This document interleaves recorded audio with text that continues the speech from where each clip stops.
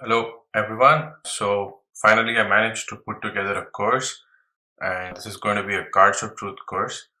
So, this will be my first teaching course officially on my path for teaching in astrology. So, I call this course the 52 types of people you will meet, and the basic premise for that is I thought we should, explore how we will basically study this birth card system and figure out the 52 types of birth cards and dive deeper basically into the individual cards to understand the strengths and weaknesses of that. Okay, so that was the motivation for this course. What I will do in this course is basically we will snapshot the Cards of Truth astrology system. So we're not going to go much into details of what Ernst has taught. So this will be a step further using the foundation of his teachings. I will take it further from there. Okay. And we will explore all the 52 birth cards. So we will go in details with the strengths and weaknesses of all of them.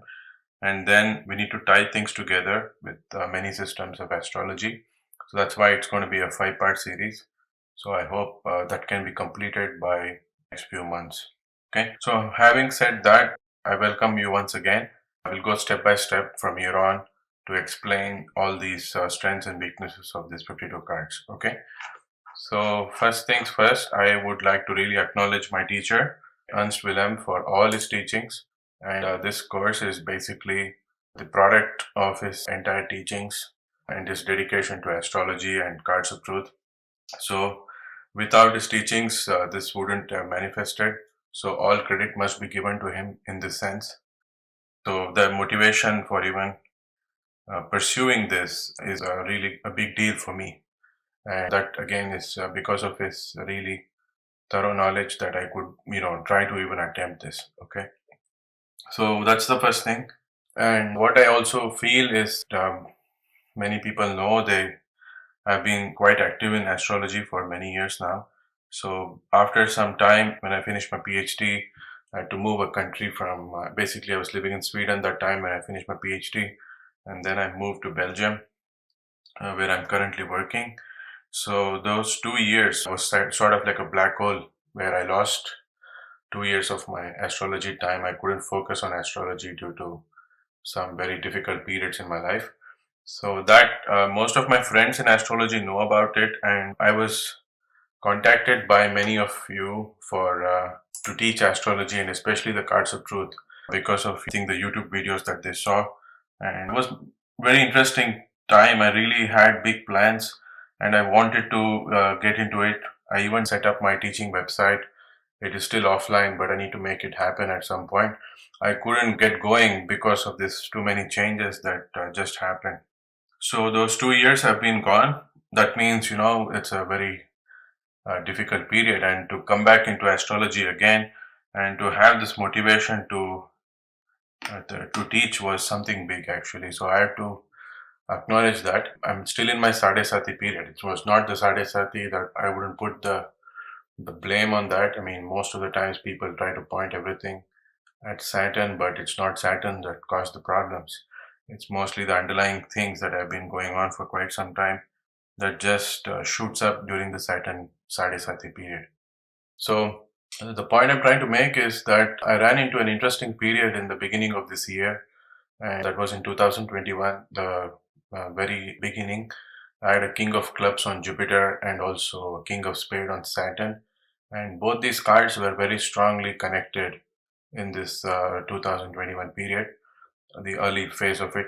So it was really nice, and I was expecting something interesting would happen, particularly with some form of learning.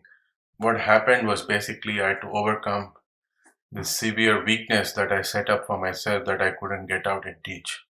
Although, most of the things that I have to tell you is my chart is meant for teaching. It is a very straightforward chart for even being very active on social media channels or doing videography, those kind of things. But I stepped out of it. I'm in my Mercury maturation age now, so just finished it in like 1 year ago. Still, the after effects are going on. So it is one of the important periods in my life, the Mercury maturation age, but it turned out that I was lagging by 2 years. What should have happened in the age of 30 it just manifested now. So the idea for this course was basically conceived in 2018, even earlier, I think 2017 probably, but it didn't manifest until now. So the point I'm trying to make is sometimes in life, this is an important thing that we may have a certain yearning or a likelihood thing that you want to do something, but many people, have that kind of interest that they want to pursue something. They may do it immediately, but sometimes some people will never get to do it. And there are some people who do it after a few years or few months. So what you conceive and what you do, I think it's important that you write it down and you put it somewhere, because you never know which dasha, which cards or what kind of transits, etc., will maybe bring you back into that passion of doing it. So if you're passionate enough to do what you like, you should never lose that motivation to do it. So that passion is what will trigger that motivation at some stage again. And basically, the passion for this system of astrology is what triggered me to make these videos. It's purely that King of Clubs and King of Spade period was the one. And that was not enough actually. What was also going on is astrologically, I have my Rahu transiting in the third house and Ketu in the ninth house. So those two things have been some form of motivation also, because I had to do a lot of programming to get the analysis done for this Cards of Truth course, which I'm teaching now. And Rahu in the third house was what triggered that programming thing again, which was sort of in the background for quite some time. I mean, I didn't program for quite many years, and I had to learn a new form of programming and then do it basically to make my life easier. Okay. So that was very interesting because the eclipse of May 2021 and also that concluding in the month of June 2021, that entire period I was sort of overtaken by this Rahu Ketu transits. And eclipses are those interesting times in astrology where, if you have been going through a very difficult period, or you have not found a termination or a new start or a conclusion to something that you have been struggling with for quite some time, usually eclipses can do that. Eclipses bring in new events that you are meant to experience, or even terminate those events which have found or run its course. Okay, so that's how you see many people die during eclipses, very close to eclipses. New people are born, people have kids, people undergo marriages, people change countries, people start new jobs. All these things are very common, plus or minus 1 month of eclipses. Okay, life changing events happen during eclipses, both positive and negative. So that means it's meant to be, you can't escape it, and you have to do it. So this course was even really not planned. In my opinion, actually, I was working on my website. I wanted to do some upgrade on my website to get my audience more engaged in what I wanted to do. I am normally interested in writing, and I really like to write articles a lot. And I was planning on doing something like that, but something just took me over, like it was this Rahu transit over my fifth lord sun that just hit, and I had no control over what I had to do. And just in a span of 1 month, this just manifested. This in normal times, if I was in my normal senses or, doing things at my normal pace, it would have taken a couple of months or more for me to do it. But I feel the eclipse energy was so intense. That was one of the results of that, is this course coming out so quickly. And the website that I mentioned about, my teaching website, that was also conceived during an eclipse of 2018. So that's already done. Just a matter of time before I make it live and start teaching. So there's plenty of material that I actually have, in my mind that I want to teach. I made some initial videos, but I couldn't put it up there. So that's the background. And the reason for mentioning this background is the intensity of energy of the eclipse. You, as a student of astrology, or someone who is looking forward to, finding a time when things can rapidly change for you, those are the times, basically, the eclipses, and also the King of Spades. That is one really interesting time that you can go through. And it's not that every time you'll have a nice event, but something will change, that will change for the better. Okay, it's like something that you have been struggling with for the rest of your life. I mean, early on will be just overcome. We will push you to take an action in some regard. Okay, so that those are periods that you can really look forward to in your life, on this learning curve or whatever you want to do. With that introduction, I welcome you again. And so basically, this is the more thorough research centered thing which I did. And as a fundamental thing with astrology, what I've done with the cards of truth. So I will explain the context of this and who it is relevant, this course, who should be taking and what you will get from this course. Okay. So who should take this course mainly? And this is very important because there are many students who are beginners and there are people who are very experienced. And for people who have a lot of astrology experience, cards of truth can be something very novel for them. So what I try to do in this course is basically give some material or food for thought for all levels of people, including the most advanced of them. Okay. So what I've done is this information, if you're a beginner, will help you to understand the cards of truth system in a step-by-step manner. Okay. And then if you're an intermediate person, you will be able to progress much further than what you have learned from courses in astrology as well as cards of truth, and take this information and use it as a guide for when you're working with your clients or when you're working with your studies, basically. Okay, when you want to progress further, it's good information for you. For an advanced person, this will be like very useful information. I think it's more appreciated by them, in my opinion, because this is a very statistically driven course, and people who are on the path of research and people who really want to get to know why certain cards or certain birth cards or certain placements in the birth cards, like the sun placement, moon, or Mars, is causing certain problems for certain set of people, they will be able to understand from this course. And I at least hope that they will be able to use this course to the maximum, to derive more information. Okay. When you want to also combine astrology and cards of truth to research and to figure out certain patterns in disease or patterns in certain problematic areas of life, or some people are quite lucky in certain areas of life, such people, this course will also help to use the cards to make sense of certain things. Okay.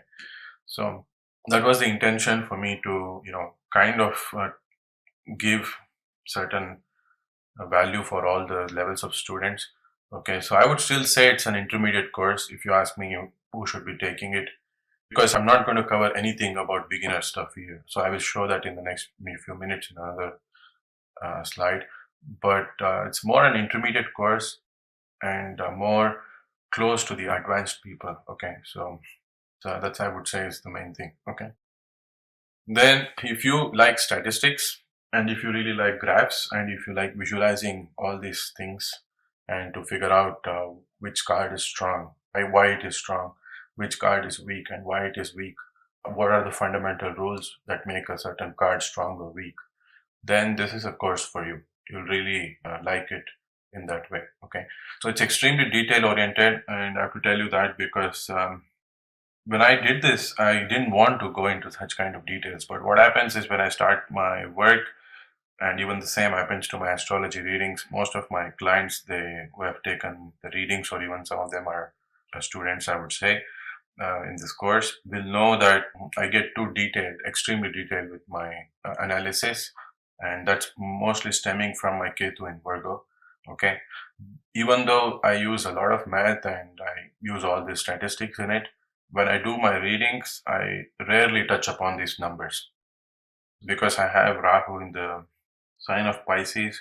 Mostly it is always going with the flow of my intuition. So I just am guided to how I go with that flow. But in order to reach that level of, basically, you dance with the chart, you dance with the cards, you have to tie and you have to integrate the many systems that you know into 1 hour reading with a client or 2 hour reading with a client, because 1 hour or 2 hour readings are never enough, right? But still, to reach that conclusion, by integrating many systems of knowledge into one, you have to start with some rules, and you have to start with certain numbers and some statistics, which will make you really focus on those particular numbers which are weak or strong in a person's chart. Okay, so that's the intention of this course. So you can really say, okay, this card is particularly weak for this person, and I need to focus on this and to study that more carefully before I can come to some conclusions. So that's the intention with which I try to get to this, or I try to devise this material of the course. All right, so that's one thing. What I would like really for students of this course to understand, or people who take this course to understand, is that Cards of Truth is one of the most fantastic systems you can ever learn in astrology. Okay, it's really an amazing system. It will make your life much, much easier as a predictive astrologer. Imagine you can make predictions like 60 to 65% accuracy.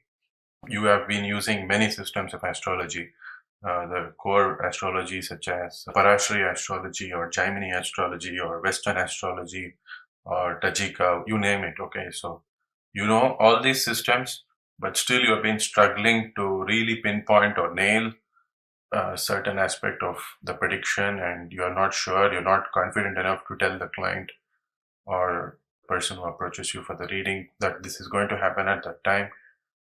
Then Cards of Truth is the one that will hit the nail on the head. You cannot bungle a prediction with Cards of Truth. It's that accurate. But there is a logic to it, and you have to be very careful at how you use it also. Okay, so this I will not cover in this course. How I will not teach you how to hit those predictions to the spot. Okay, that will be a very advanced course. We really have to go through this course first to get to that level. Okay, but I encourage you to take this course because you will learn about the Cards of Truth. Okay, you will build on the knowledge of what Ernst has taught, and this will help you to become an advanced Cards of Truth reader, and then you can really make accurate predictions at the later stages. Okay, so that's the intention. Again, I just put a number here. I said, your prediction level just improved by 25% if you are aware of the Cards of Truth system in astrology. Okay, that's simply like that. Just if you learn, it's very simple and it's very useful, the techniques, but you have to have a full knowledge of it, and you really have to understand it from an astrology point of view if you want to make predictions. Many people struggle with that. I will explain that in another slide. The reason why you are not able to make sense of the cards is because you don't understand the rules, one, or you're missing the astrology of it. So this course, I hope to cover the rules, and I hope to make your life easier by going through the rules of the system in an accurate statistical way or by mathematical way. But the astrology, I will touch upon it. I will give you some insight on it and how to use it, but it will not be fully integrated yet. That's the message you should take from me. Okay. Many people who are tarot readers are also taking the Cards of Truth. So for them, this will be useful knowledge because you know a lot of background from the cards which you use as a tarot reader, but you may not know of how to use these mathematical rules to read the cards. So that's what I hope to cover in this course. Okay, so the rules of the system and how to judge the cards, basically the birth card system. So the tarot is a fundamental classical way of studying the cards, but it's not connected to the birth card system. And what Ernst did in his teaching of the Cards of Truth is he integrated the tarot, the classical tarot, the Rider-Waite deck for tarot that was being used by many European and Western systems. He integrated that into the birth card system, which is very unique and it's very useful. So that we will use also in this analysis. Like, for example, there is a card called Strength for Mars. So what does the strength mean and how it is useful to judge the card? This aspect I will not cover. I will show you how that card can be evaluated. So based on the rules of the system. That's the intention of it. Okay.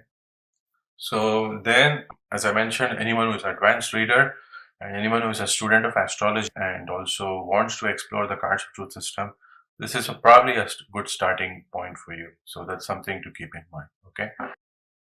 Then we can go into the next part. So basically, I put together a slide here and I want to just cover what you will learn in this course. So step by step, I will go through this. So first, I will introduce the cards of truth system. I will basically refresh in a very quick manner what are the rules of the system and what to do, what is the intention of the system, and those kind of things. Then I will also discuss what kind of answers you can derive about a birth card from this cards of truth system, about a person basically from the cards of truth system.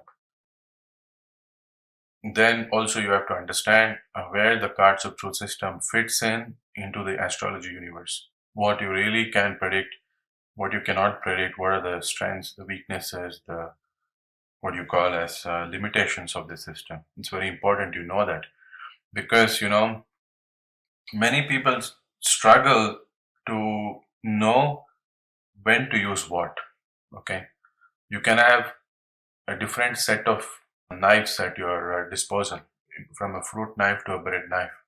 But if you are not aware that you cannot use a fruit knife to cut bread, then you'll struggle. Okay, because you will be using the wrong tools to get the job done. So you may have a lot of tools in your or weapons in your arsenal, but you should know when to use that weapon.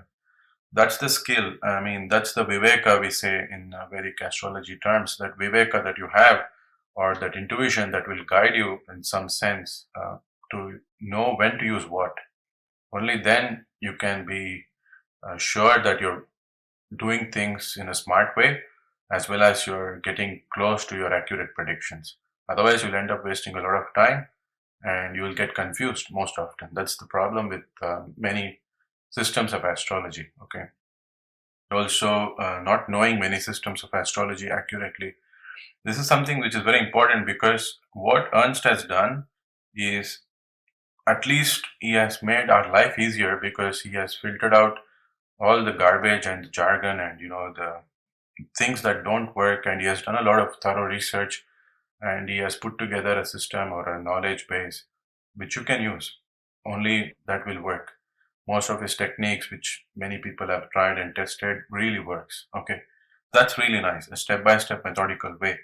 Now you have a plethora of techniques that are at your disposal, but when to use what is a very important thing that you should know as a student. Otherwise, there's no point, wasting a lot of time to get to a simple answer or spending very little time to get to a difficult answer. So both are those wrong ways to do things, I would say. Okay, so then I say next point is we will cover the basic first principle approach to judge birth cards. So that one is fundamentally going through the rules of the system of the cards of truth. Okay, that's the thing. Then I also have why you struggle as a cards of truth system reader, what is the things that you're missing, how you can tackle that, some tips and tricks around that. Okay, what is missing in your knowledge base, and where you should be really spending time in the system is also what I will cover. Okay. Then, as I mentioned, we will go through the step-by-step system rules to judge a birth card. So that will help you to get the full picture of the system for individual birth cards. Okay. So we will also cover the rules covering the birth card system. Okay, it's very important. We also will judge the each birth card based on the rules of the cards of truth system. Then we will have to judge each planetary position based on the cards of truth system. That is also something which I will cover. It's very useful things, some rules for the planets, especially that will help you to, come to good conclusions about birth card spread. Then there is also some basic understanding I mentioned on how to judge the quality of each planets. Okay, so that's a useful thing. Basically, I will show some astrology techniques here, which will help you to come to some conclusions on the birth card system. Okay.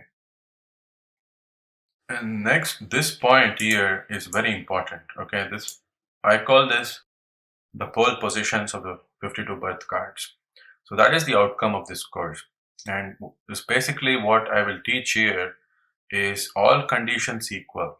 Okay, in an ideal world with no planets in the birth cards, you will see the static promise of the birth card spread.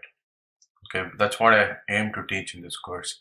There is no planetary influence, meaning that we don't take into account that you're born on a certain day, you're born on a certain time, and you have a certain planetary placement. We will not use that information.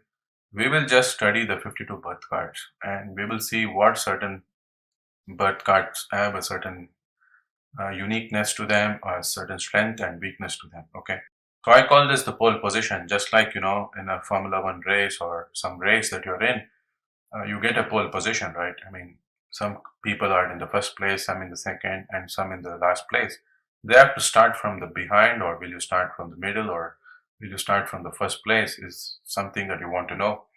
And that gives you kind of a buffer or a starting point where you can really gain on, right? So it's an advantage or a disadvantage for you, this pole position.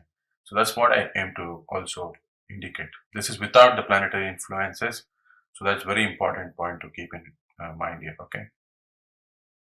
So I also, at the end of this, will show you how each birth card ranks in comparison to the rest of the other cards. So we will take one card. Let's take the King of Spade. I will show you how the King of Spade is ranking when it compares to the other 51 cards in the deck.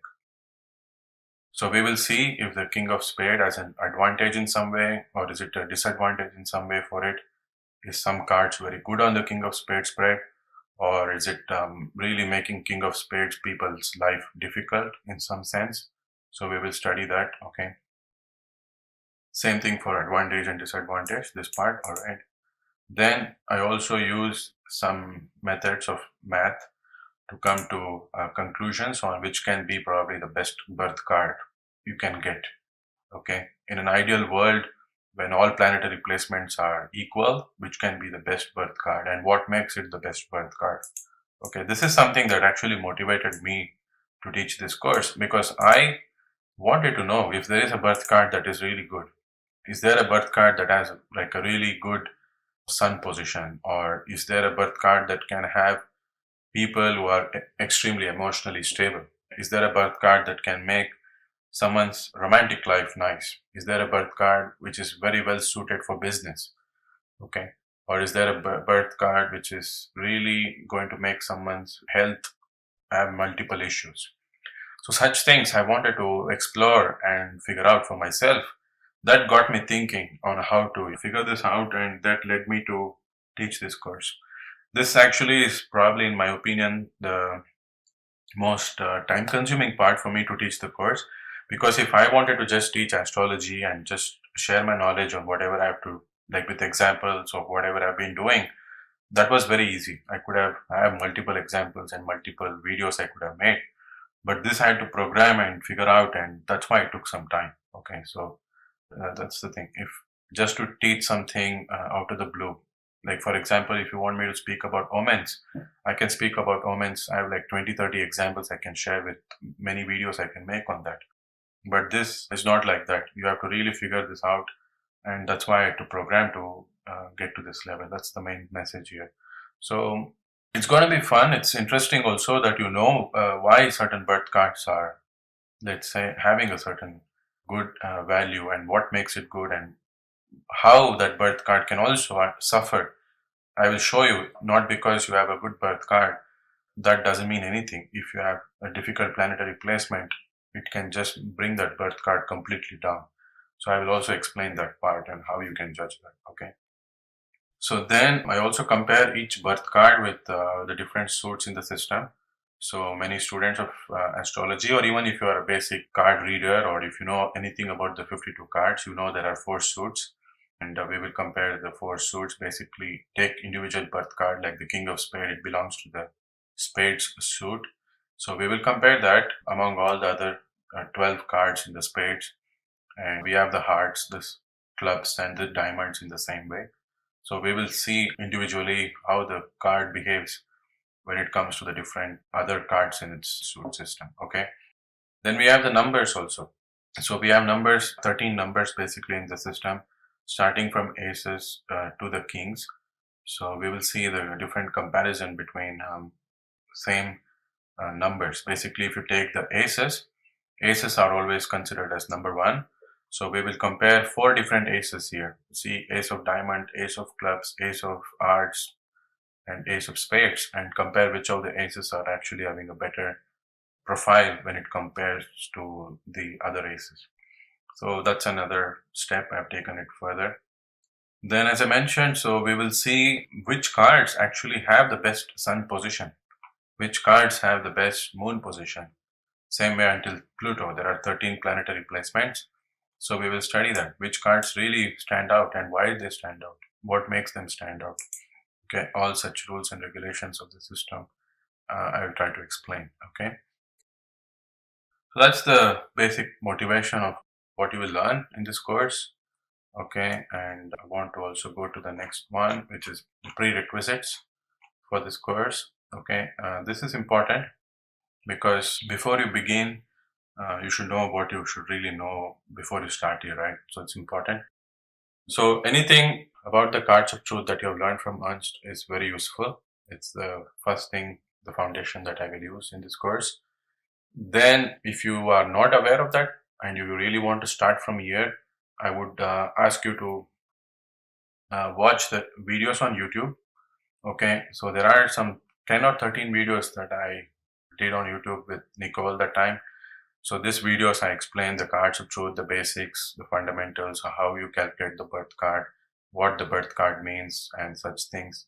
I put together a certain introductory videos. You can watch that, it's free, and I highly encourage you watch those again if you've also watched it before, so that you can brush up and start this course. Okay, it's important. Then, of course, you should know how to calculate your birth card. If you already have Kala, software which Ernst is prescribing for this course, Kala or even Cards of Truth, you can calculate your birth card by plugging in your birth details. This is very useful. Okay.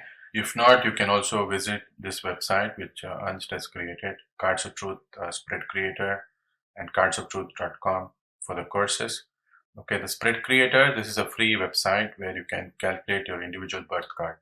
Okay, this helps you to figure out what is your birth card and how your placements of the planets in the birth card are.